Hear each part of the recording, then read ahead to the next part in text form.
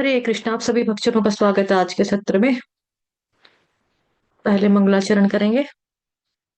ओम अज्ञानतिमिरान्धस्य ज्ञानाञ्जनशलाकया चक्षुरुन्मिलितं येन तस्मै श्रीगुरुवे नमः।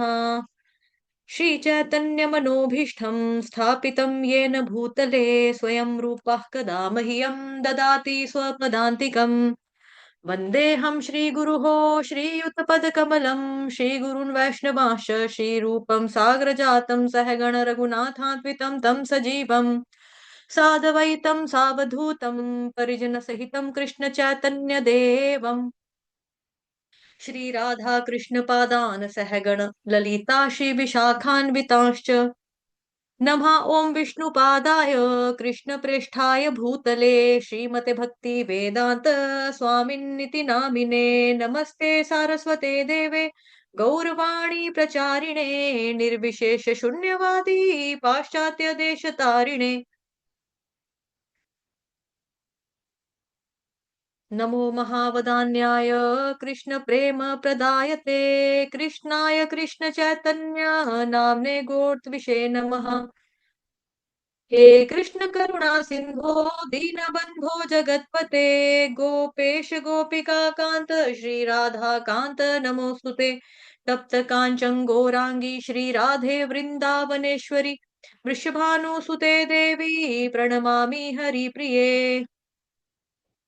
वाञ्छाकल्पतरुभ्यश्च कृपा सिन्धुभैव च पतितानां पावनेभ्यो वैष्णवेभ्यो नमो नमः। जय श्री कृष्ण चैतन्य प्रभु नित्यानंद श्री अद्वैत गदाधर श्रीवासादि गौर भक्त वृंद। हरे कृष्ण कृष्ण कृष्ण हरे हरे हरे राम राम राम हरे हरे। हरे कृष्ण कृष्ण कृष्ण हरे राम राम राम हरे हरे। हरे कृष्ण। आप सभी भक्तजनों का, सभी भागवतों का, सभी वैष्णवों का स्वागत है आज की कक्षा में। तो आज हम करेंगे जी, फर्स्ट चैप्टर कंप्लीट हो चुका है, क्वेश्चन आंसर भी हो चुके हैं।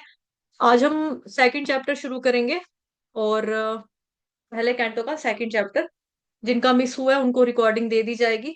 8 ही लेक्चर्स हुए हैं अभी तक, तो आप लोग साथ में आ जाएंगे और साथ में समय बचेगा तो आपको पहला श्लोक और दूसरा श्लोक जो आप लोगों ने कंठस्थ किया वो आपसे सुना जाएगा कक्षा के एंड में। मतलब 2 श्लोक, मतलब हम सोचेंगे आज पढ़ने की ट्राई करेंगे, समझने का प्रयास करेंगे 2 श्लोक का इसको। आज का अध्याय जो है हमारा है 2, दिव्यता तथा दिव्य सेवा।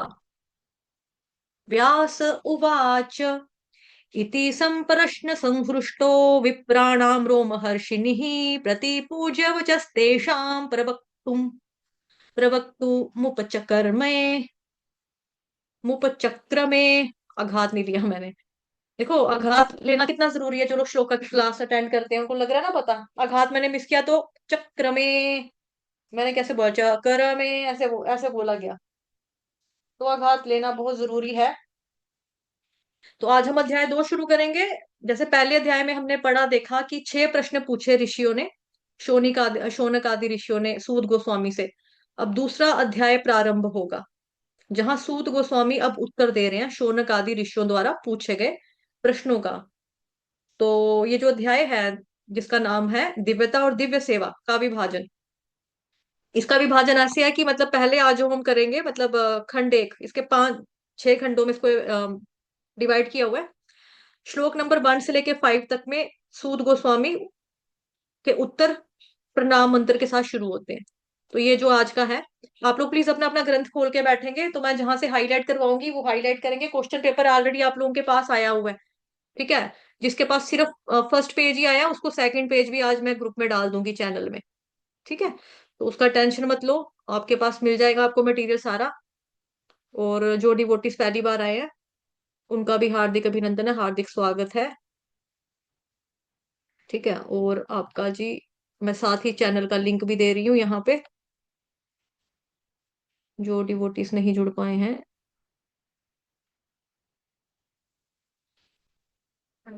ये कॉपी किया हुआ, तो ये डे 1 लिंक, चैनल का लिंक आ गया आपके पास व्हाट्सएप का।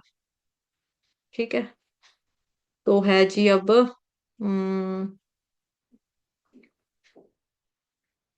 आप में से कोई भक्त अगर रीड करना चाहता है तो पढ़ना चाहता है तो पढ़ सकता है।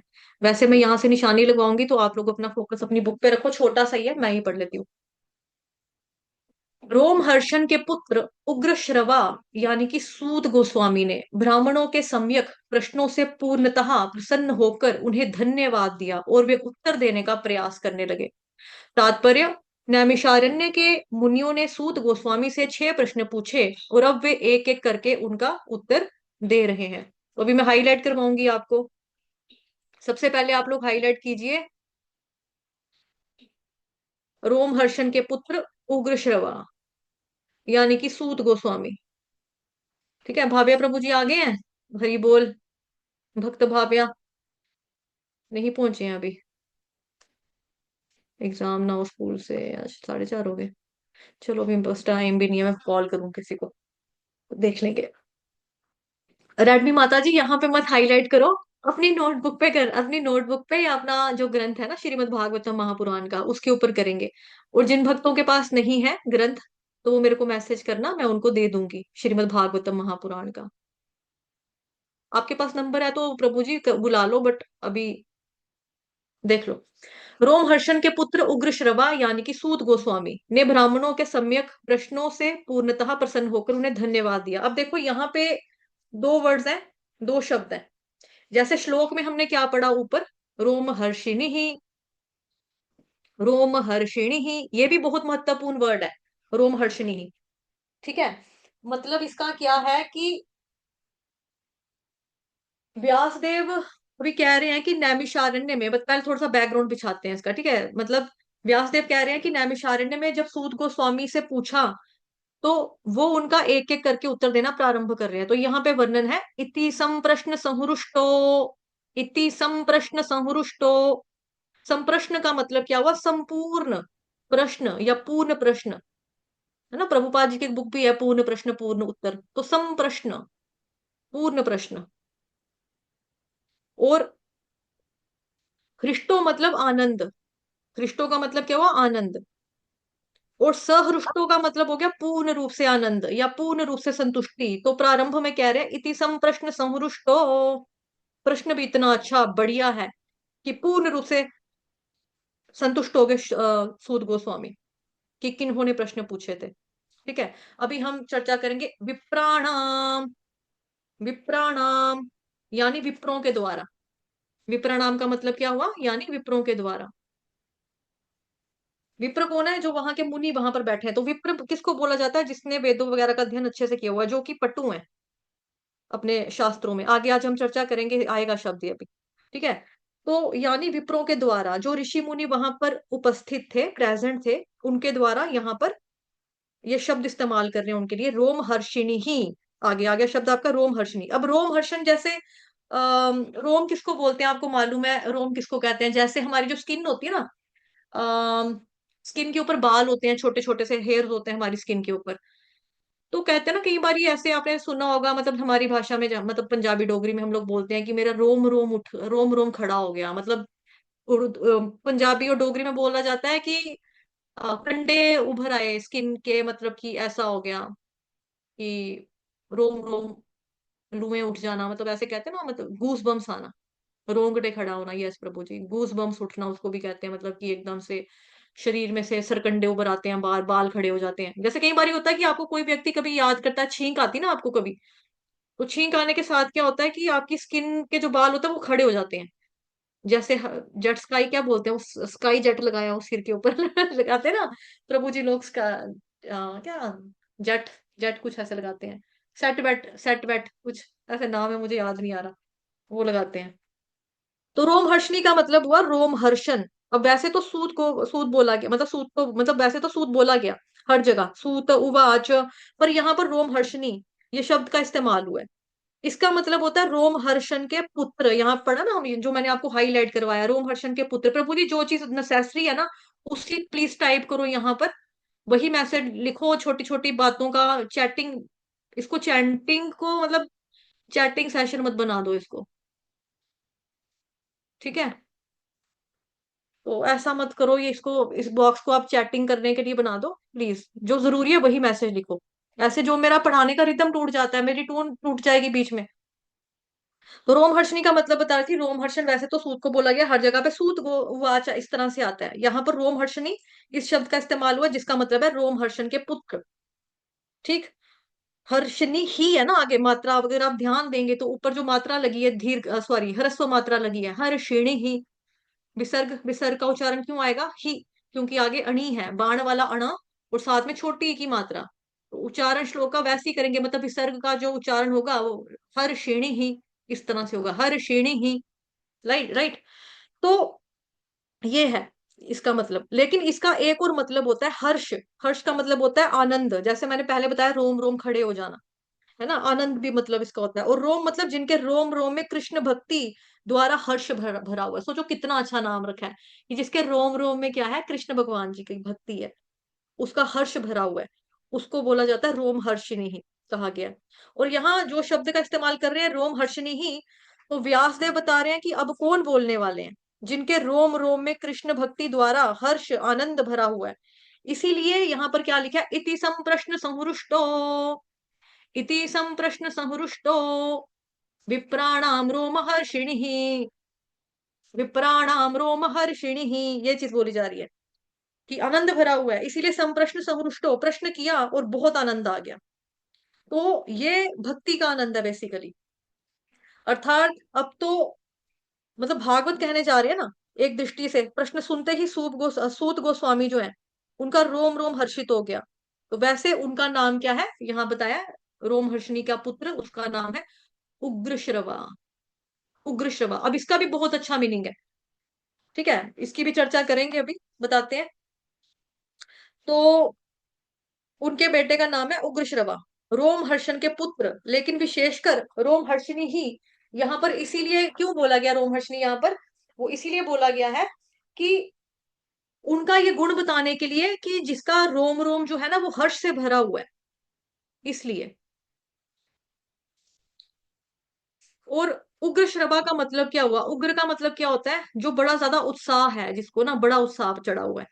किस चीज का उत्साह चढ़ा हुआ है, श्रवण करने का, श्रवा, देखो श्रवा, श्रवा का मतलब जिसको सुनने का इंटरेस्ट है, जो सुनने की इच्छा रखते हैं, जिसको श्रवण करके मजा आता है, श्रवण करके आनंद आता है, आनंद मिलता है उनको श्रवण करके, तो उसको बोला गया यहाँ पर उग्र श्रव। मतलब लाइक नाम उनका उग्र श्रव है, लेकिन नाम का अर्थ बता रही हूँ मैं आपको। रोमहर्षण का पुत्र कौन है, उग्रश्रवा। ये बेसिकली अगर आप इसको संधि विच्छेद करो तो दो वर्ड्स आएंगे ना इसमें, उग्र प्लस श्रवा, ना उग्र प्लस श्रवा। तो उग्र का मतलब होता है उत्सुक, जिसको बड़ी ज्यादा उत्सुकता है। श्रव का मतलब हो गया श्रवण करने वाला, यानी कि श्रोता। तो बेसिकली यहाँ पर आपको श्रोता का गुण पता लग रहा है कि जो सुनने वाला है उसके अंदर क्या क्वालिटी होनी चाहिए, सुनने की इच्छा होनी चाहिए। अभी आप लोगों से थोड़ा सा पूछते हैं, आप लोगों ने उपदेशामृत पढ़ी थी हमारे साथ पूरा, है ना। उपदेशामृत का एक श्लोक है, उत्साह निश्चया धैर्या तत्त कर्म प्रवर्तनात्। किसको आता है वो श्लोक, कोई सुनाना चाहेगा? किसी को आता है, याद है किसी के माइंड में, तो सुना दीजिए। उत्साह निश्चया धैर्या तत्त कर्म प्रवर्तनात्। Nectar of instruction, shloka number 3। एक भी हैंड रेज नहीं हुआ, किसी को भी नहीं आता, भक्ति शास्त्री वाले भी यहाँ पर बैठे हुए हैं, वो भी सारा भूल भुला के आ गए हैं। नीलम माता जी नहीं आई हैं, एन एन आई जे के एल एम एन एन, नीलम माता जी एबसेंट हैं, भक्ति शास्त्री। विकास प्रभु जी ने अंगूठा दिखा दिए, मेरे को नहीं आता वो फिर डाउन वाला, नहीं आता। ओके। और भी हैं, हरग्रेस गोप किशोरी देवी दासी माता जी, आप भी। आह, रोहिणी माता जी को, हम्म, ठीक है। प्रीति माता जी आपको तो शायद नहीं कराया था, आपने किया था ना उपदेशामृत, नहीं नहीं सारे मैंने, नहीं किया नहीं हुआ मैंने है। चलो ठीक है, इसको थोड़ा सा लर्न कर लेना। नेक्टर ऑफ इंस्ट्रक्शन के आपका भक्ति शास्त्री में 4 ही श्लोक हैं, पहले 4 वाले। उत्साह निश्चया धैर्या तत्त कर्म प्रवर्तनात् संग त्यागात् सतो वृते षड्भिर भक्ति प्रसिद्ध्यति।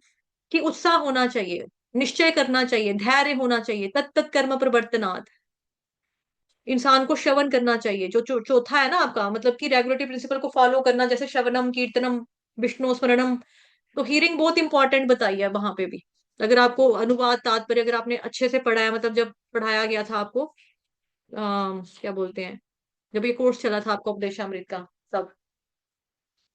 तो ये चीज ठीक है। तो इसीलिए यहाँ पे बताया जा रहा है कि रोमहर्षण और उसके पुत्र उग्रश्रवा, इनके नाम बकायदा लिए जा रहे हैं, बिकॉज इनके नाम में ही पता लगता है कि, नाम में ही इनका काम पता लगता है ना, जैसा नाम वैसा काम, नाम से पता लग रहा है इनके। तो उनके ये गुण बताने के लिए कि जो रोम रोम है, जिसका रोम रोम हर्ष से भरा हुआ है, वो हो गया रोमहर्षण। और रोमहर्षण का पुत्र उग्रश्रवा, जो सुनने के लिए उत्सुकता पूर्वक इंतजार करे, मतलब कि उग्र है वो सुनने के लिए, श्रवण करने के लिए। अब दूसरी चीज यहाँ पर हम देखते हैं, समझ में आ रहा है आप लोगों को? स्पीड ज्यादा तेज तो नहीं लग रही है? स्लो हो जाऊं? कुछ डिवोटीज पहली बार भी आए हैं, स्लो हो जाऊं? बराबर ठीक लग रहा है ना? पक्का? चलूं आगे? चलिए ठीक है, धन्यवाद। हम्म। उसके बाद है जी यहाँ पे सहुरुष्टो, यानी कि पूरी तरह से संतुष्ट। पूरी तरह से संतुष्ट। तो एक भक्त जो होता है वो कब संतुष्ट होता है? भक्त कब संतुष्ट होते हैं? जब उनको उनसे कृष्ण के विषय में या भक्ति के विषय में प्रश्न पूछे जाते हैं। जैसे कल भी मैंने आपके साथ चर्चा की थी, मॉर्निंग भगवत गीता की कक्षा में, पता नहीं आज की थी या सुबह की थी, कि भाई जो डिवोटीज होते हैं, यानी कि मतलब जो भौतिक संसार में जो लोग होते हैं ना, वो क्या करते हैं, गुरुओं के पास भी जाएंगे, लेकिन गुरु के पास जाकर भी कैसे प्रश्न पूछते हैं? भौतिक प्रश्न पूछते हैं। हमारे घर में बच्चा नहीं हो रहा, हमारे लड़के की शादी नहीं हो रही, हमारे लड़के की जॉब नहीं लग रही है। एक मिनट रुकना, किसी ने गाड़ी लगाई है बाहर, मेरे ऊपर ना लिशकारा पड़ रहा है धूप, थोड़ा पर्दा डाल ले। आईज में ना पेन हो रहा है सुबह से, सर में भी। तो संतुष्टा का मतलब बता रहे थे आपको कि, हाँ मैं आपको ये बता रही थी कि जो महाराज जी लोग होते हैं, उनसे भी ना लोग जो होते हैं बड़े अजीब से प्रश्न पूछते हैं, लाइक शादी नहीं हो रही, बच्चा नहीं हो रहा, लोन पास नहीं हो रहा, कर्जा कैसे उतरेगा हमारा, हमने फॉरेन ट्रिप पे जाना है, वीजा नहीं लग रहा महाराज जी, वीजा कहाँ, कृपा करो महाराज जी। इस तरह से कई भक्त जो होते हैं वो ऐसे करते हैं। लेकिन ऐसा नहीं होता। जब भक्त होता है जिसके पास आप प्रश्न पूछने जा रहे हो, वो कब संतुष्ट होता है, कब खुश होता है? जब आप उससे कृष्ण के बारे में पूछते हो, कृष्ण के विषय में पूछते हो, है ना? भक्ति के विषय में जब आपसे आप प्रश्न पूछोगे, तब उनको अच्छा लगेगा। भक्तों को संतुष्ट और खुश करने के लिए ज्यादा बड़ी बड़ी चीजें नहीं करनी पड़ती हैं। सिर्फ भगवान से रिलेटेड प्रश्न पूछो, वो तभी खुश हो जाते हैं। इतने कृपालु, इतने दयालु होते हैं, क्योंकि उनको भगवान जी का गुणगान करने का अवसर मिल रहा है, इसलिए। तो भक्तों का आनंद है श्री कृष्ण भगवान जी का गुणगान करना। जिस भी तरह से जब भी अवसर मिले, भक्त उस अवसर को कभी भी नहीं छोड़ते हैं। इसीलिए यहाँ पर बताया संप्रश्न सहुरुष्टो, इति सम इति संप्रश्न सहुरुष्टो। हम्म। इति संप्रश्न सहुरुष्टो। मेरा नेट शायद से हिला है, आई थिंक। वाईफाई मेरा हिला है। आवाज आ रही है ना सभी वक्तों को? अब हाँ ठीक जी है, माता धन्यवाद। जी, एक बार हाला था आपका। हाँ वो हिला था ना, मतलब कि इति संप्रश्न सहुरुष्टो, इसका मतलब क्लियर हुआ अब? इसीलिए कहा गया यहाँ पर। और नेक्स्ट लाइन में लिखा है ये आगे आपकी एक लाइन होगी ना, ये हमने क्लियर कर दी पूरी। अब है प्रतिपूज्य वचस्ते शाम। प्रतिपूज्य वचस्ते शाम। प्रतिपूज्य का मतलब होता है जब कोई आपका आदर करे, तो आप भी उसका तुरंत पुनः आदर करते हो। प्रतिपूज्य का मतलब, ऋषि मुनियों ने सूत गोस्वामी का बड़ा आदर सत्कार किया। प्लीज प्लीज बीच में मत इंटरप्ट कीजिए, आप अपने आप को म्यूट रखिए, ठीक है? इस तरह से डिस्टरबेंस होती है, रिकॉर्डिंग में भी थोड़ा सा ना खलल पड़ता है, फिर जो ऑफलाइन डिवोटीज होते हैं उनको थोड़ा प्रॉब्लम आता है। तो प्रति पूज्य का मतलब बताया कि मतलब जैसे किसी ने आपका आदर किया, आपने भी उसका आदर किया। तो इसका मतलब है ऋषि मुनियों ने सूत गोस्वामी का बड़ा आदर किया। तो पिछले अध्याय में भी हमने पढ़ा था कि आप इतिहास सब जानते हो, आप योग्य हो, आप समझा सकते हो, तो बड़ा गुणगान किया उनका। तो अब रोम हर्षिणी इसीलिए प्रसन्न नहीं हुए कि आपने मेरा इतना अच्छा गुणगान किया, तो आप लोग जानते हो कि मैं कितना महान हूं, इसीलिए तो चलो thank you very much, yes yes, ऐसा नहीं है। किस लिए प्रतिपूज्य? वचस्ते शाम। वचस्ते शाम। क्यों प्रतिपूज्य? वो क्यों खुश हुए? बिकॉज वचस्ते शाम, आपके जो वचन हैं, जो आपने शब्द बोले हैं, कि कृष्ण के बारे में सुनना चाहते, जो आपने प्रश्न पूछे हैं उसकी वजह से मुझे बड़ा खुशी है, उसकी वजह से मैं बड़ा प्रसन्न हूँ। वचस्ते शाम, क्योंकि उन लोगों ने जो शब्द कहे थे, तेषाम मतलब उनके, वच मतलब शब्द, तो प्रति पूज्य जो उत्तर दे रहे हैं उनकी पूजा कर रहे हैं गुणगान के द्वारा, इसीलिए अब वो भी प्रसन्न है और वे अब कुछ कहने जा रहे हैं। ठीक है, अब वे कुछ कहने जा रहे हैं। तो ये हो गया आपका पहले श्लोक का तात्पर्य, मीनिंग वगैरह जो भी था, इसमें बता दिया आपको। ठीक है, हरे कृष्णा, यहां तक सबको क्लियर हो गया? ठीक है, मतलब कि स्पीड तेज तो नहीं थी, जो डिवोटीज पहली बार आज कक्षा में आए हैं उनको स्पीड तेज तो नहीं लगी। भावे प्रभु जी कह रहे हैं मेरा एग्जाम था इसीलिए मैं लेट हो गया। हाँ, मेरे को पता लग गया था बेबी आपका पेपर है, तभी आप लेट हुए हो। ठीक है, चलिए थम्स अप आने शुरू हो गए। ओके, जो छूटा है, जो लेट आया, उसको रिकॉर्डिंग दे दी जाएगी। ठीक है, रिकॉर्ड कर रही हूँ मैं, लाइव नहीं किया आज सेशन, तो रिकॉर्ड कर रही हूँ। सूत उवाच यमप्रव्रजन्तमनुपेत मपेत कृत्यं द्वैपायनो विरह कातर आजुहाव पुत्रेति तन्मय तया तरवोभिनेदुस् स्तम सर्वभूत हृदय मुनिमान तोस्मि। श्री सूत गोस्वामी ने कहा, मैं उन महामुनि यानी कि शुकदेव गोस्वामी को सादर नमस्कार करता हूँ जो सबके हृदय में प्रवेश करने में समर्थ हैं।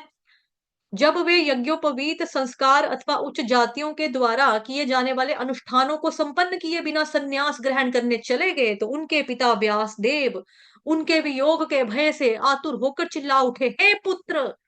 उस समय जो वैसी ही वियोग की भावना में लीन थे, केवल ऐसे वृक्षों ने शोकग्रस्त पिता के शब्दों का प्रतिध्वनि के रूप में उत्तर दिया। सोचो, ठीक है, कि क्या हो गया, मतलब कि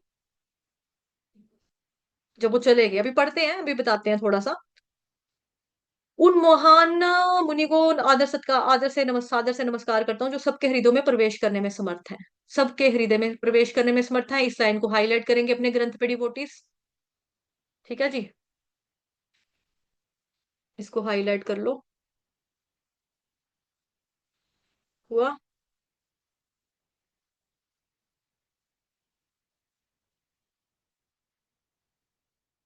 पहले पढ़ लें या क्या करें?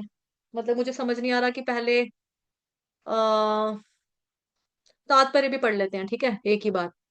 तो मैं बता देती हूँ आपको, ऐसे ना टाइम हो जाएगा तो तात्पर्य बीच में अटक जाएगा, 5 बजने वाले हैं।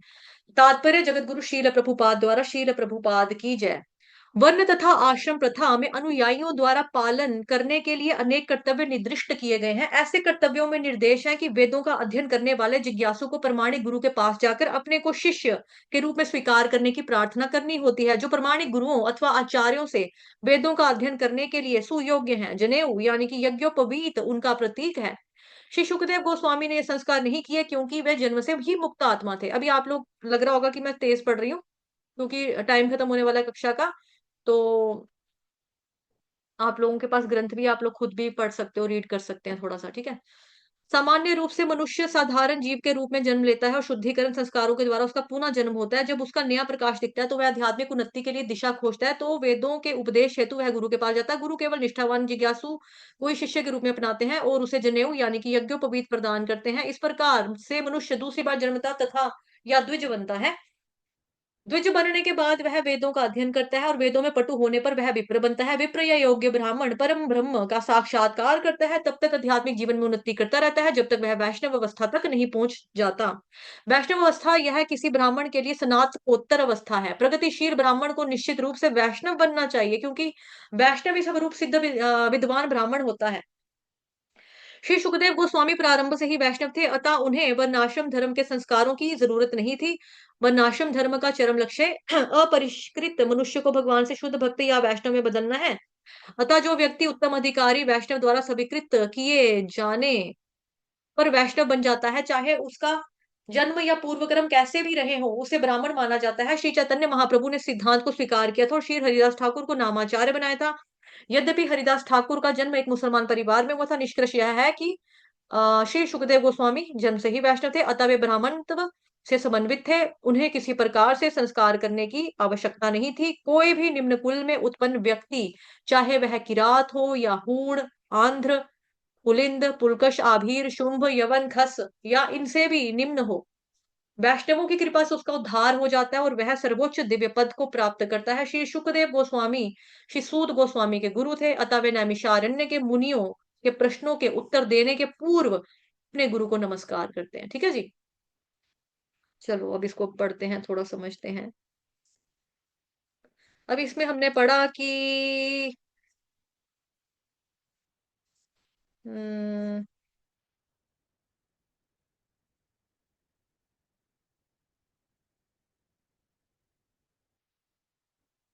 जो सबके हृदय में प्रवेश करने में समर्थ है। ठीक है, उसके बाद है यहाँ पे देखो, जब वे यज्ञोपवीत संस्कार अथवा उच्च जातियों द्वारा किए जाने वाले अनुष्ठानों को संपन्न किए बिना ही संन्यास ग्रहण करने चले गए। अब उनका क्या हुआ कि कोई संन्यास वगैरह नहीं हुआ, मतलब सॉरी, कोई संस्कार नहीं हुआ, उनका कोई संस्कार नहीं हुआ। तो बहुत फेमस श्लोक है, ऋचा भी बोला जाता है इसको, किसी किसी बुक में इसको संहिताए के रूप में लिया गया है। जन्मना जायते शूद्र संस्काराद्विज उच्यते, वेदाभ्यासाद भवेद विप्रो ब्रह्मा ज्ञानाच ब्रह्मणाः। ये श्लोक शायद आप लोगों ने सुना होगा इसको। तो इस श्लोक में बताया है कि जो जन्म है ना, जन्म से हर व्यक्ति जो है वो शूद्र होता है, संस्कार से वह द्विज होता है। ठीक है, यहाँ पे प्रभुपाद जी ने भी तात्पर्य में पूरा दिया हुआ है। प्रभुपाद जी तात्पर्य में इतना गौर से क्यों, मतलब इतना क्यों लंबा लंबा लिख रहे हैं, देखो इसको। अ, ऊपर देखो, यहाँ पे लिखा है मनुष्य साधारण जीव के रूप में जन्म लेता है। ठीक है, मतलब शूद्र के रूप में जन्म लेता है। जैसा मैंने कल भी बताया था कि सारे के सारे जो हैं, शाम वाली क्लास में बताया था आपको 4:15 बजे, कि सारे व्यक्ति जो होते हैं शूद्र ही पैदा होते हैं। उसके बाद हमारे कर्म डिसाइड करते हैं, गुण कर्म विभागशः ना, जो 4th चैप्टर में भगवान बताते हैं 13वें नंबर के श्लोक में, जो भगवत गीता में पढ़ चुके हैं ऑलरेडी हम लोग। उसके ऊपर भी बाद में आते हैं, पहले इसको देख लो। जन्म से हर व्यक्ति क्या होता है, शूद्र होता है। संस्कारों से वो क्या हो जाता है, जब उसको संस्कार मिलते हैं तो फिर वो द्विज होता है, द्विज बनता है, दूसरी बार जन्मता है या द्विज बनता है। ठीक। फिर वेदों के अध्ययन से वह विप्र हो जाता है। द्विज बनने के बाद वो क्या करता है, वेदों का अध्ययन करता है और वेदों में एक्सपर्ट हो जाता है, तो विप्र बन जाता है। ठीक है, विप्र बनता है। फिर विप्र को और क्या कहते हैं, योग्य ब्राह्मण, यानी कि ब्राह्मण भी कहते हैं। अब ये ब्राह्मण क्या करता है, परम ब्रह्म का साक्षात्कार करता है। ठीक है, जो ब्रह्म मतलब किसका, ये पहले विप्र बना ना, विप्र बनने के बाद जो ब्रह्म को, जिसको ब्रह्म ने सॉरी, जिसने ब्रह्म को जान लिया, तो वो बन गया ब्राह्मण। ठीक है, ब्राह्मण। और ब्राह्मण से भी ऊपर कौन है, वैष्णव। वैष्णव होना ये ब्राह्मण से भी ऊपर है। अभी आपको मालूम है इस्कॉन में दीक्षा का भी प्रोसेस यही है ना, पहले सारे शूद्र होते हैं, फिर भक्ति में आते हैं, फिर महाराज जी हरि नाम की दीक्षा देते हैं, फिर व्यक्ति क्या बनता है ना, मतलब उसको दीक्षा दी जाती है, धीरे धीरे स्तर उसका बढ़ता है ना, लेवल बढ़ता है। फिर उसके बाद जी गायत्री दीक्षा होती है, वेदों का अध्ययन वगैरह करता है भक्त, भगवत गीता भागवतम पुराण इत्यादि पढ़ता है। क्योंकि वेद मैंने क्यों बोला, अब इसको ये नहीं सोचना कि हम कौन सा ऋग्वेद यजुर्वेद सामवेद अथर्ववेद पढ़ रहे हैं, क्या बोल रही है कि हम वेद पढ़ते हैं।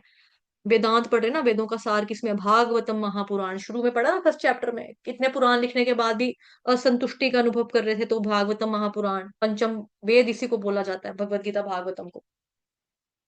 ठीक है, तो ये चीज। अब सूत गोस्वामी बोल रहे हैं, मतलब बोलना प्रारंभ कर रहे हैं और अपने गुरु को याद कर रहे हैं। गुरु मतलब जिनसे उन्होंने भागवतम महापुराण सुनी है, जिनसे उनको भागवतम महापुराण का ये दिव्य ज्ञान मिला। तो अब वे सुखदेव गोस्वामी जी व्यास के पुत्र हैं, उनको वे प्रणाम कर रहे हैं। यहाँ पर हम देखते हैं कि किस प्रकार से, किस तरह से वर्णन किया कि जो व्यासदेव है वो भाग रहे हैं, हा पुत्र, हा पुत्र, पढ़ा ना हमने ऊपर, वो दौड़ रहे हैं, हा पुत्र, हे पुत्र, हे पुत्र। दुख लग रहा है उनको कि ये कहाँ जा रहा है फील हो रहा है, हा पुत्र, हा पुत्र। और जो वर्णन किया है कि वहां पर पेड़ है ना, पेड़ है, जो पेड़ है, पेड़ भी अफसोस जाहिर कर रहे हैं, शोकग्रस्त होकर पिता के शब्दों के प्रतिध्वनि के रूप में पेड़ों ने उत्तर दिया। तो पेड़ भी दुखी हैं कि हाँ भाई, हम समझ सकते हैं आप दुखी हो रहे हो, अब फील हो रहा है आपको। पेड़ भी उन वृक्षों को, मतलब कि वहां पर जो पेड़ है, उन वृक्षों से आवाज टकरा कर आवाज वापस आ रही है, कौन नहीं है, कौन नहीं है। लेकिन यहाँ एक वर्णन और भी है कि वृक्षों को भी विरह का अनुभव हो रहा है, वो लोग भी जुदाई को फील कर रहे हैं, कि वो जा रहे हैं, अनुभव फील हो रहा है उनको। तो ये बड़ा सुंदर वर्णन है, क्योंकि जब कोई भगवान की भक्ति करता है तो वो सभी जीवों के लिए आदरणीय हो जाता है, सभी जीवों के प्रति प्रेम बढ़ जाता है, चाहे वो जीव चर हो अचर हो। लेकिन ऐसा कह सकते हैं कि एक भगवान के भक्त के द्वारा चर और अचर जीव नियंत्रित कर लिए जाते हैं, प्रेम के द्वारा, बल से नहीं, प्रेम के द्वारा। इसलिए जो पेड़ है वहां पे वे भी पूर्ण रूप से, अब देखो यहाँ पर ऊपर पड़ा था ना, तन्मयतया शब्द का मतलब है पूर्ण रूप से। वो वृक्ष भी सुखदेव गोस्वामी से आसक्त थे, वो भी अटैचमेंट हो चुकी थी, उनको भी अटैच थे, क्योंकि वो भगवान के भक्त है ना, इसलिए। इसीलिए वृक्ष भी विरह में रो रहे हैं, विलाप कर रहे हैं। तो ये वर्णन आता है पद्म पुराण में। ये न अर्चितो हरिसते न तर अरापि जगति अपि रजयन्ति जंतवः सत्तर जंगम सथावर एव अपि। ये न अर्चितो हरि, जो पूजा करता है, अर्चना करता है किसकी, ये न अर्चितो हरि, हरि भगवान की जो पूजा करता है वो, सतेन उनका, उनके विषय में जो वर्णन करता है, तर अरारपि जंगति अपि, जगत में जितने भी लोग हैं उनको वो संतुष्ट करते हैं, मतलब भगवान की पूजा करने वाले जगत को संतुष्ट करते हैं। रजयंती जंत वा सत्तर, जितने भी जंतु हैं, जंगम स्थावर एव अपि, जंगम हो या स्थावर हो, वो सभी उनके प्रति आसक्त हो जाते हैं। ये इसका मतलब है। ठीक है। अब यहाँ पर ये चीज है कि दूसरा, कि वो चाहते हैं चले जाते हैं ना। तो सेम हमें यहाँ पर देखने को मिल रहा है कि वो कह रहे हैं, हे पुत्र, हे पुत्र। और जो पेड़ है वो भी शोकग्रस्त है, वो भी अफसोस जाहिर कर रहे हैं। तो दोनों के दोनों आसक्त हैं, सुखदेव गोस्वामी के प्रति। दोनों को जुदाई फील हो रही है, विरह का अनुभव हो रहा है, विरह की पीड़ा को फील कर रहे हैं। तो ये प्रणाम कर रहे हैं उनको, सुखदेव गोस्वामी के लक्षण बता रहे हैं, कौन है जो सबके हृदय में प्रवेश कर गए। ऊपर ऊपर पड़ा ना यहाँ पे, जो मैंने आपको हाईलाइट करवाया, जो सबके हृदय में प्रवेश करने में समर्थ हैं, सबके दिल में रहते हैं। वैसे तो सबके दिल में भगवान रहते हैं, बट एक होता है ना कि मतलब जो फेवरेट हो जाता है, जो भक्त है भगवान का, उस वे में बताया जा रहा है यहाँ पे कि वो सबके दिल में रहते हैं, प्रवेश करके, भगवान की भक्ति करके, कि वाह कितने अच्छे भक्त हैं भगवान के। परमात्मा नहीं बने हैं, ये नहीं सोचना है कि वो परमात्मा बन गए, वो खाली भगवान ही है, भगवान बन गया एक हो गया, ऐसा नहीं है। जिस प्रकार परमात्मा हर एक के हृदय में वास करते हैं, ऐसे ही भगवान के भक्त, जिनको संसार से, जगत से कुछ लेना देना नहीं है, जो केवल दूसरों के उद्धार का सोचते हैं, ऐसे लोगों को भी बोला जाता है कि हर एक के दिल में प्रवेश करके कर जाते हैं वो। और सुखदेव गोस्वामी भी ऐसे ही थे, इसीलिए उन्होंने भागवतम महापुराण कही। क्या जरूरत थी उनको भागवतम कहने की, परीक्षित महाराज को मतलब उसी समय कह देते। एक परीक्षित महाराज ने प्रश्न पूछा था, मृत्यु के कगार पर खड़े हुए व्यक्ति का क्या क्या ड्यूटी है, क्या कर्तव्य है, तो तीन चार लाइनों में बता देते, चल चल पड़ते आगे। लेकिन सुखदेव गोस्वामी ने क्या किया, सबका भला करना चाहते हैं, वो सबको भला करना चाहते हैं।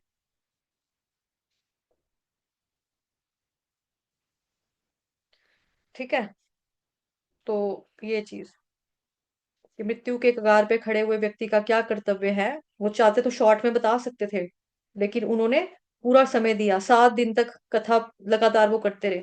और ये किसने की, सुखदेव गोस्वामी। और सुखदेव गोस्वामी जी के बारे में बोला जाता है कि ये ज्यादा देर रुकते नहीं थे। मानो किसी के घर में भिक्षा मांगने गए ना, उन्होंने भिक्षाम दे ही, किसी ने बोला, एक ही आवाज मारी, दूसरी बार में आगे चल पड़ना, इनके पास टाइम नहीं होता था। अगर कोई दूध का, गाय का दूध निकाला ना, गाय का दूध धो रहा है, बस उतना ही समय रुकते थे, उसके आगे चले जाते थे आगे। तो सुखदेव गोस्वामी 7 दिन तक एक ही जगह पर बैठकर कथा सुना रहे हैं, क्योंकि वो सबका भला करना चाहते हैं, इसीलिए। भक्त के लक्षण है ये, तो यहाँ पे वर्णन किया गया है, और प्रभुपाद जी ने तात्पर्य में समझाया है ये, है ना, कि साधारणतः जो व्यक्ति जन्म लेता है, साधारणतया व्यक्ति किसके रूप में जन्म लेता है, जीव के रूप में जन्म लेता है, और शुद्धिकरण संस्कारों के द्वारा उसका पुनः जन्म होता है। जब उसको नया प्रकाश दिखाई देता है तो वह आध्यात्मिक उन्नति के लिए दिशा खोजता है, फिर वो गुरु के पास उपदेशों के लिए जाता है। गुरु केवल निष्ठावान जिज्ञासु को ही अपने शिष्य के रूप में अपनाते हैं, उसको जनेऊ यानी कि यज्ञोपवीत प्रदान करते हैं। इस प्रकार मनुष्य दूसरी बार जन्मता है या द्विज बनता है।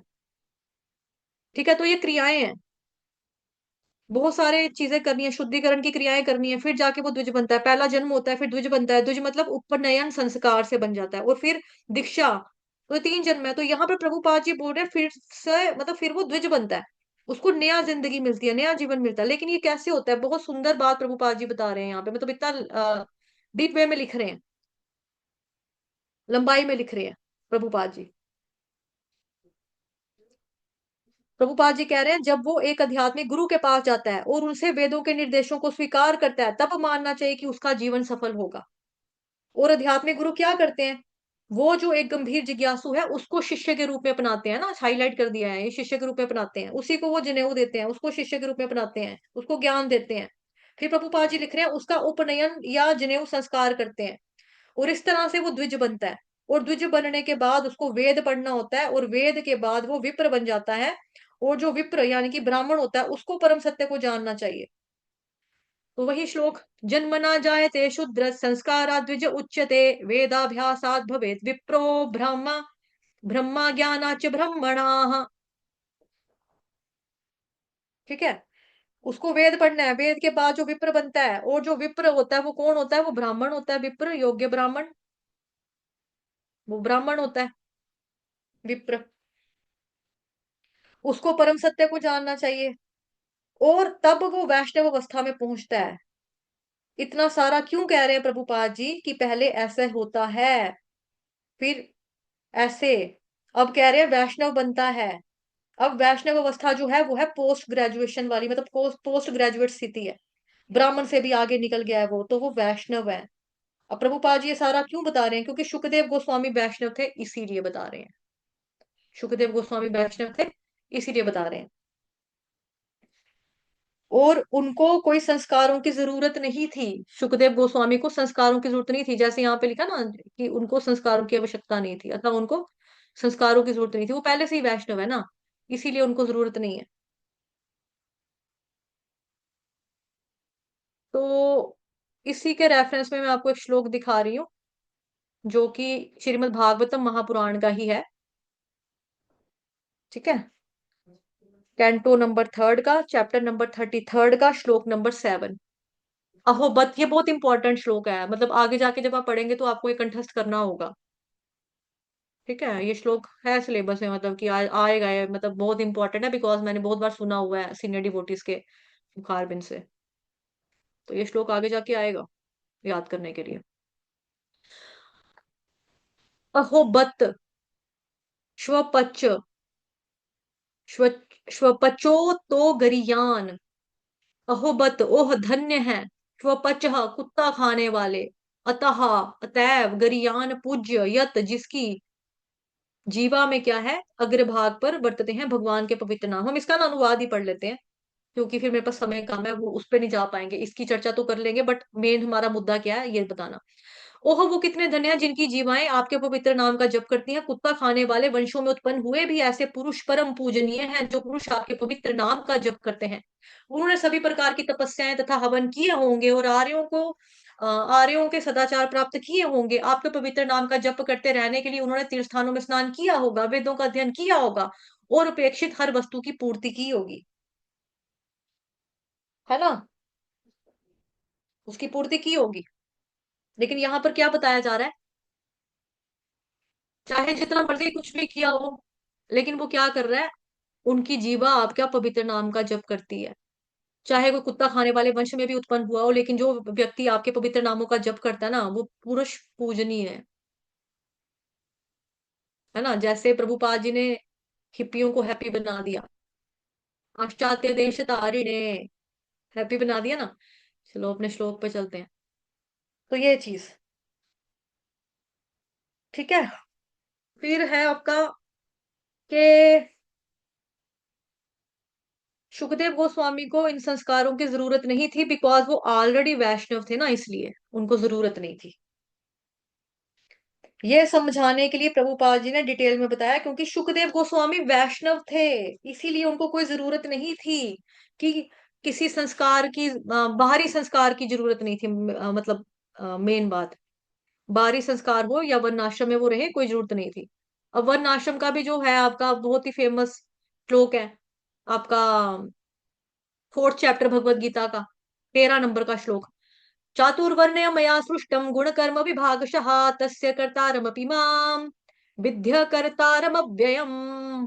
उधर भगवान बता रहे हैं कि प्रकृति के 3 गुणों और उससे संबद्ध कर्म के अनुसार मेरे द्वारा मानव समाज में 4 विभाग रचे गए, भगवान ने बताए, ठीक है। यद्यपि मैं इनका व्यवस्था का सृष्टा हूं, लेकिन तुम जान लो इतने पर भी मैं अव्यय अकर्ता हूं। बट यहाँ पर हमने जो देखना है कि वर्णाश्रम धर्म जो बेसिकली वो क्या, वो भी किसके आधार पे होता है, किसके बेसिस पे होता है, वो तो गुण के आधार पे ही होता है ना सेट, गुण कर्म विभागशः। तो वो गुण कर्म के ऊपर है। और उनका जो गुण है वो पहले से ही मतलब कि मुक्त आत्मा है ऑलरेडी। जो सुखदेव गोस्वामी है, पहले से ही मुक्त आत्मा, उनको जरूरत ही नहीं है, वो जन्म से ही मुक्त आत्मा है। उनका सामर्थ्य ही ऐसा था, इसीलिए उनको सन्यास के लिए बाहरी संस्कारों की किसी भी तरह की जरूरत ही नहीं थी। कोई जरूरत नहीं थी उनको, ठीक है। फिर है कि प्रभुपाद कह रहे हैं कि जो वैष्णव बन गया या उत्तम अधिकारी के द्वारा जो स्वीकार कर लिया गया है, वो पहले से ही ब्राह्मण है। और फिर देखना नहीं चाहिए कि उसका जन्म कौन से कुल में हुआ है, ये आपने भक्ति रसामृत सिंधु ग्रंथ में भी पढ़ा था। अभी चैतन्य महाप्रभु का यहाँ पे उदाहरण आया कि चैतन्य महाप्रभु ने भी क्या किया था, एक जो नामाचार्य हरिदास ठाकुर, जो कि मुस्लिम परिवार में जन्मे व्यक्ति थे ना, मुस्लिम परिवार में वो जन्मे थे, लेकिन उन्होंने उसको, ये देखो चैतन्य महाप्रभु, ये देखो श्री चैतन्य महाप्रभु ने इस सिद्धांत को स्वीकार किया था और श्री हरिदास ठाकुर को नामाचार्य बनाया था, यद्यपि हरिदास ठाकुर जी का जन्म एक मुसलमान परिवार में हुआ था, मुस्लिम परिवार में हुआ था। तो चैतन्य चरितामृत है ना जो, उसका मध्य लीला खंड है, मध्य लीला खंड का 8वें चैप्टर का 128 नंबर का श्लोक है। किबा विप्र किबा न्यासी शूद्र केने नए, किबा विप्रा किबा न्यासी शूद्र कने ने, न्यायी कृष्ण तत्व वेता सही गुरु है। कि चाहे कोई ब्राह्मण हो, सन्यासी हो या शूद्र हो, अगर वो कृष्ण को तत्व से जानता है तो वह गुरु बन सकता है। और नामाचार्य हरिदास ठाकुर जी जो हैं, हम जानते हैं उनके बारे में कि नामाचार्य मतलब नाम उनका हरिदास ठाकुर, ठीक है, लेकिन उनके नाम के आगे क्या लगता है, नामाचार्य, शिरा नामाचार्य। नाम क्या आचार्य, डेली 192 राउंड्स करते थे वो, हरे कृष्ण महामंत्र के इतना नाम जप करते थे, तो उनके नाम के आगे टाइटल क्या दे दिया, नाम आचार्य, नाम के आचार्य हैं ये, ठीक है। तो देखा जाए तो उनका जो जन्म है निम्न कुल में हुआ, और उनके लिए ये सब नहीं है, इनको हम कोई छोटी पदवी दे सकते हैं, लेकिन चैतन्य महाप्रभु ने ऐसा नहीं किया ना, उन्होंने यहाँ पर नहीं बताया ऐसा, इसीलिए सुखदेव गोस्वामी बहुत ऊंचे स्तर के हैं। अब हम देखते हैं कि व्यासदेव उनके पीछे पीछे भाग रहे हैं, जब वे घर छोड़कर भागे हैं ना। अब आप सोचिए, सारे शास्त्र व्यासदेव जी ने लिखे हैं, हर जगह वो बता रहे हैं विरक्ति होनी चाहिए, विरक्ति होनी चाहिए, आसक्ति नहीं होनी चाहिए, पारिवारिक जीवन त्यागना चाहिए, पारिवारिक जीवन में आसक्ति होना बहुत बुरी बात है। और खुद वो क्या कर रहे हैं, जब उनका बेटा भाग रहा है, हा पुत्र हा पुत्र हा पुत्र, इस तरह से रोते रोते दौड़ रहे हैं, उसके पीछे पीछे भाग रहे हैं। तो ये चीज कैसे समझे हम लोग, तो इसे ऐसे समझना चाहिए कि व्यासदेव जब इस तरह से अपने पुत्र के पीछे भाग रहे हैं, ये जो उनका प्रेम, उनकी आसक्ति दिख रही है, ये किसी व्यक्ति, किस व्यक्ति के लिए, ये उस व्यक्ति के लिए जो सबके मन में रहता है, पहले ही बताया ना, यहाँ पर पहले ही पढ़ा हमने, पहले ही पढ़ा इधर, जो मैंने आपको हाईलाइट करवाया था, जो सबके हृदय में प्रवेश करने में समर्थ है, उसके पीछे दौड़ रहे हैं। उनके दिल में भी है ना फिर, सबके मन में रहता है। तो हमने पढ़ा कि कैसे रहते हैं, तो ये उस व्यक्ति से के लिए आसक्ति रखते हैं जो सबके मन में रहता है, जो सबके मन में रहने वाले भगवान भी होते हैं। वो जिस प्रकार सब दिल में रहने वाले भगवान के प्रति आसक्त होना, आसक्ति रखना कोई बुरा नहीं है, वो कोई भौतिक मोह माया नहीं है। इसी तरह ऐसे व्यक्ति के लिए जो सबके हृदय में है, आसक्ति होना ये मोह माया नहीं है। इसीलिए व्यासदेव जी की निंदा नहीं की जा सकती है कि भक्तों के पीछे भागना ये जीवन की पूर्णता है। या हम ये भी कह सकते हैं कि व्यासदेव हमें भक्ति करना सिखा रहे हैं, आसक्ति नहीं सिखा रहे हैं, भक्ति सिखा रहे हैं। मतलब अगर भक्ति चाहिए तो भक्तों के पीछे दौड़ना, भक्तों के पीछे भागना सोचो, सीखो। जब वैष्णव का वर्णन कर रहे हैं तो, है ना, प्रभुपाद जी लिख रहे हैं कि सुखदेव गोस्वामी तो जन्म से ही वैष्णव है, उनको बाहरी संस्कारों की जरूरत ही नहीं थी। ठीक है। फिर प्रभुपाद जी आगे तात्पर्य में ये भी प्रभुपाद जी ने बताया कि वो सुखदेव गोस्वामी सूत गोस्वामी के गुरु है, आध्यात्मिक गुरु। ठीक है, इसीलिए वो उनको प्रणाम करके प्रारंभ कर रहे हैं। इसलिए वो उनको यहाँ लिखा ना, अतः वे नैमिषारण्य के मुनियों के प्रश्न उत्तर देने से पूर्व अपने गुरु को नमस्कार करते हैं। ये चीज बताई। तो श्री सुखदेव गोस्वामी सूत गोस्वामी के गुरु थे। अब मैं आपको हाईलाइट करवा देती हूँ मोटा मोटा क्या क्या हाईलाइट करना है। ठीक है।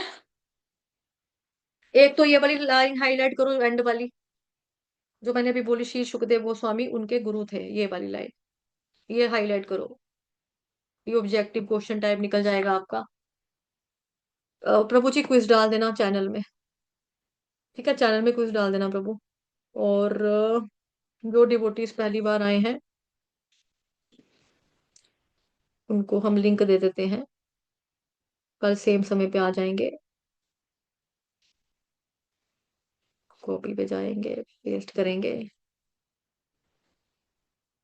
प्रभु जी D2 है, पता नहीं क्या। आई थिंक लिंक ब्रेक तो नहीं हुआ है।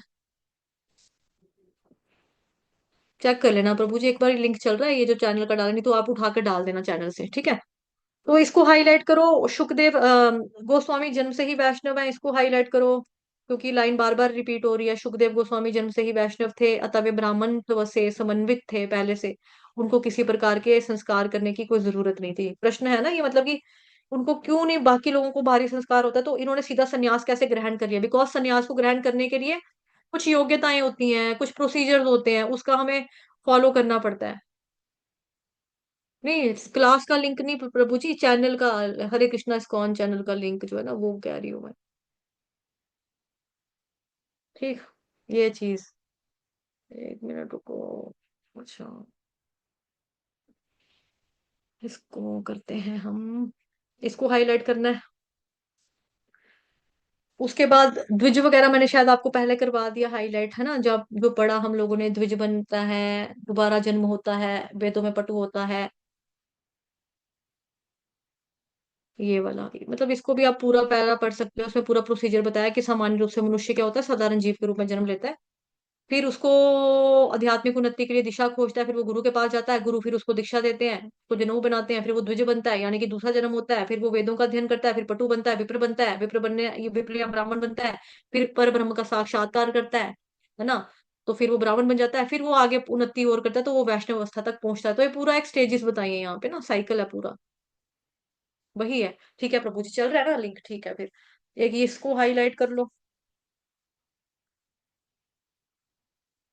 उसके बाद यहाँ पर एक तरीका ये भी बताया कि गुरु के पास जाकर सुनना, है ना। ये चीज पढ़ी हमने जो, गुरु प्रमाणिक गुरु के पास जाकर शिष्य के रूप में स्वीकार करने की प्रार्थना करनी होती है। एक ये भी, इसको भी कर लीजिए। हम्म। धन्यवाद प्रभु जी। मैं दोबारा से लिंक डाल रही हूँ, जो भक्त पहली बार जुड़े हैं, अगर वो आना चाहे कल से तो आ सकते हैं, सेम समय पे कक्षा होएगी। ठीक। तो आज के लिए इतना ही, कल सेम समय पे मिलेंगे। अभी टाइम नहीं है मेरे पास कि मैं आप लोगों से वो जो लर्न करवाया उसको सुन सकूं। प्रैक्टिस कीजिए, पहले दो श्लोकास की, फिर थर्ड वाला भी लर्न करवाऊंगी। ठीक है। चलिए। वाञ्छा कल्पतरुभ्यश्च कृपा सिन्धुभयेव च पतितानां पावनेभ्यो वैष्णवेभ्यो नमो नमः। अनंत कोटि वैष्णव वृंद की जय, जगत गुरु शील प्रभुपाद की जय, श्री कृष्ण चंद्र भगवान की जय, ग्रंथराज श्रीमद् भागवतम महापुराण की जय। नाम संकीर्तनै यस्य सर्व पाप प्रणाशनम, प्रणामो दुःख शमनस्तन्नमामि हरिं परम्। ओम पूर्णमदः पूर्णमिदं पूर्णात् पूर्णमुदच्यते, पूर्णस्य पूर्णमादाय पूर्णमेवावशिष्यते। ओम शांति शांति शांति ही। ठीक है। चलिए, धन्यवाद आप सभी भक्तजनों का। कल मिलते हैं सुबह 3 बजे चैंटिंग सेशन में, और 3 से लेके 6:45 तक चैंटिंग करेंगे। फिर 6:45 बजे श्रीमद् भगवद गीता यथारूप। कल हम पढ़ेंगे 9th चैप्टर का श्लोक नंबर 25। फिर वापस इस क्लास में मिलेंगे शाम को 4:15 बजे सेम लिंक पर, और हम पढ़ेंगे जी श्लोक नंबर 3 4 को देखने समझने का प्रयास करेंगे। ठीक है। और आप लोगों से रिक्वेस्ट है, जो लर्न किया है प्लीज उसको भूलना नहीं, रिवाइज करना। तो सुनेंगे, अगर कल हमारा जल्दी कक्षा खत्म होगी तो जल्दी सुनेंगे। ठीक है। हरे कृष्ण।